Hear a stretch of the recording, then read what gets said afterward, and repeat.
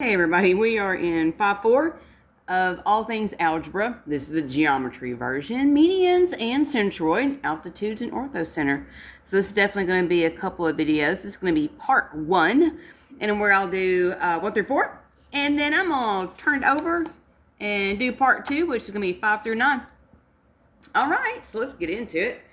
So this is a median. A median is basically a line segment ray that starts at a vertex, or in case of a triangle, one of the angles, and bisects the side that's opposite to that angle.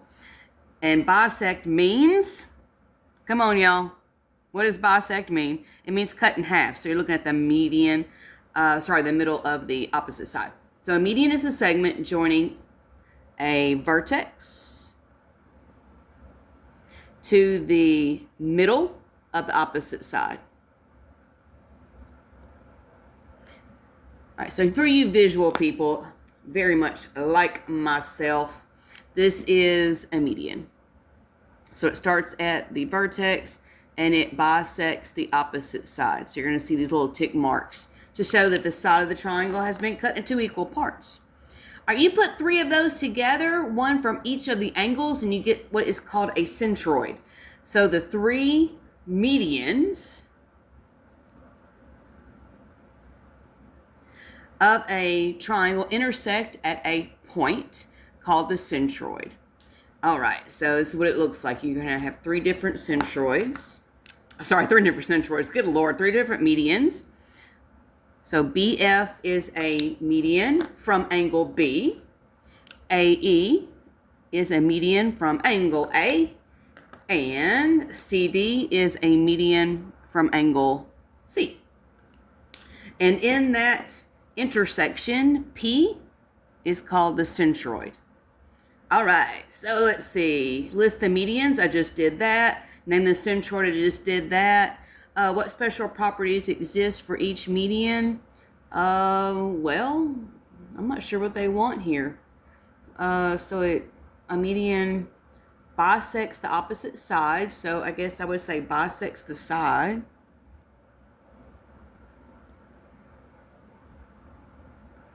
I'm not sure what else they want, although you do need to know a couple of things for sure. That the centroid, it cuts that median into parts that are 1/3 and 2/3 the actual full length. So what I mean by that is, I'm not sure what all this right here is, so I'm going to kind of go with what I would do. DP is 1/3 the length of the whole DC.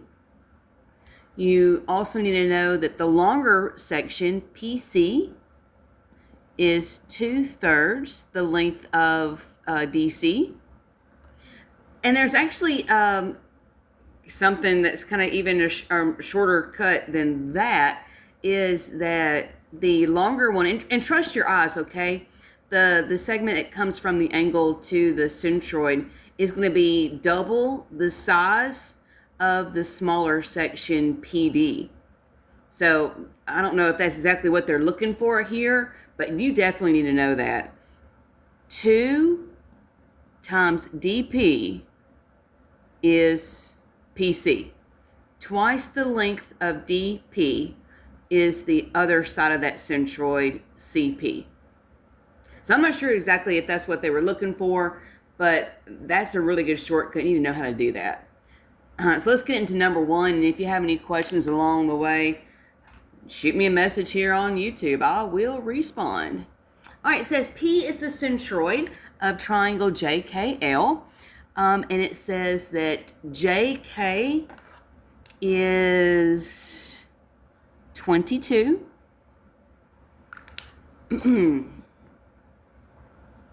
Well, let's talk about that for a second before I even go to the next part. That means that 22 split would be 11 on the left and 11 on the right. All right, let's continue on. Then it says KN is 13. Well, if K to N is 13, that means N to L is also 13, because it's a median. That means the whole side of the triangle has been bisected. 13 and 13 is 26. All right, what's up next? Then it says OL is 18. OL is 18. Well, if O to L is 18, that means J to O is 18. And 18 and 18, or 18 times 2, is going to be 36. So the whole JL is 36. So I would venture money that I have most of this already figured out. So yeah, let's do this. All right, so K to M is going to be the 11, because 22 divided by 2 is 11. N to L is 13, because if the left half is 13, the right half is 13. K to L is 26, because 13 plus 13, or 13 times 2, is 26. J to O is 18, because if the right is 18, the left is 18. Remember, medians bisect the sides of the triangles. J to L is 36, because 18 plus 18, or 18 times 2, is 36. All right, so all I did was know what the definition of a median is. All right, let's take that on to part 2, or number 2. All right, it says Z is the centroid of triangle TUV. All right, let's see what we got here. TZ, T to Z is 60. Okay, now that is part of the median itself. It's not the side of the triangle. It's not a part of the triangle. It is part of the median. So T to Z is 60. Well, all right, let's talk about what that means. Just a minute ago, I told you that knowing this 2/3 part, it takes 2 of these to equal the 60. It takes 2 of these. So basically, what 60 divided by 2 would be ZY. Now, I don't know if that's what they're asking over here, but I have probably venture to say it is. All right, XZ. Where is XZ? All right, XZ. Okay, there's the smaller part of the second median is 28. So if I have the smaller 1/3, I can double that 28 to get the larger part. So 28 times 2, what's that? Oh gosh, 28 times 2, that's going to be 56. So V to Z is 56, because 28 times 2. All right, what else do I got here? I got WZ. That's, again, the smaller section is 25. So this little bitty part is 25. And again, I'm just trusting my eyes. This one is obviously smaller than U to Z. That means U to Z is double 25. So what's 25 times 2? That'll be UZ. All right. So just knowing those little shortcuts helps me probably get, I would venture to say, probably most of this. So let's see. Z to V. Where is it? Z to V. I have it. It's 56. Z to Y. Z to Y. I have it. That's 30. Z to U. Where's Z to U? Okay, I have it. ZU is 50. T to Y. T all the way to Y. Okay, I need to add these two things together because I don't have actually T to Y yet. What I have is T to Z is 60. Z to Y is 30. So T to Y, that's what we call the segment addition postulate. 60 plus 30 is 90.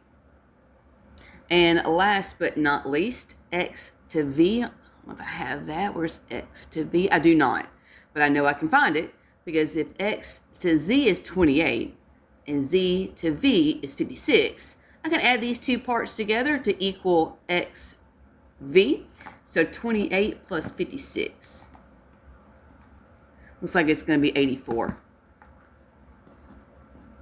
All right, well, there's number 2. And again, all I did to get number 2 was to realize what a centroid does, and that is to split the actual median into not two congruent parts, but a smaller part in the doubled bigger part. All right, number 3. All right, hey, got a centroid again of ACE's triangle. All right, let's see what I got here. All right, I got AG is 8. Now, that's the bigger part. Again, I'm just trusting my eyes, y'all. A to D is the median. A to G is clearly bigger. That means D to G is half the size. Well, 8 divided by 2 is 4. It takes 2 4s to make an 8. All right, what else do I got here? All right, GF is 7. Where's GF? There it is. All right, one more time. I'm looking at the smaller part of the median, CF. So if G to F is 7, what does that mean C to G is? If you said 14, I love you. It takes 2 7s to make that, so it's going to be 14. All right, last thing, BG is 5. Again, trusting my eyes here, y'all. BG is the smaller part of the median BE. So what does it mean that GE is? If you said 10, that's perfect. 5 times 2 is 10. All right, let's see if I've got any of these answered. All right, so they want G to D. I have it, it's 4. A to D, I do not have that, but I can add these two things together. So what's 8 plus 4? C to G, I have it. It's 14. G to E, I have that. It's 10. And B to E. Okay, I do not have that, but I can simply take 5, add it to 10. So what's 5 plus 10? All right, so one more time. In order to find number 3, the answers, all I did was know what a centroid does to the median segment itself. It cuts it into 2 sections. One of them, the longer one, and trust your eyes on that, is twice as big as the smaller one. Trust what you're looking at, everybody. Sometimes that can be people's downfalls, not by trusting what you're looking at. All right, it says X is the centroid of triangle RST. All right, here, what we got here? TU. Oh, okay, this time they gave me the whole thing. That whole section is 27.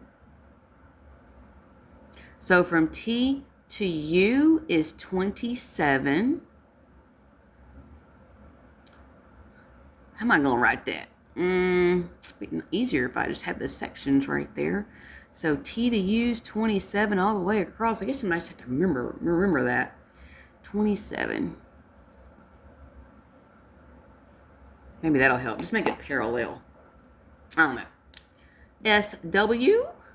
All right, there's another full median is 18. Kind of marking that parallel. Make my life maybe a little bit easier.